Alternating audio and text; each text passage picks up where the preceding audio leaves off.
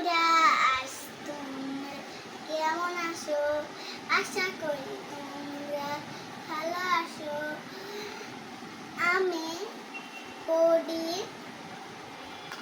সবজি, এগুলো আমি কিনেছি আমার বাবার কাছ থেকে। এখন এই ঝুড়িটা, এই যে এগুলো সবজি, এইটা হলো এই যে ভাত। আমার বাবা কিনে দিছে আমার জন্য, বুঝছেন? এখন আমি এগুলা কাটবো। কাটা শেষ, এখন আমি এগুলা ধুবো। ধুয়ে এখন আমি এগুলা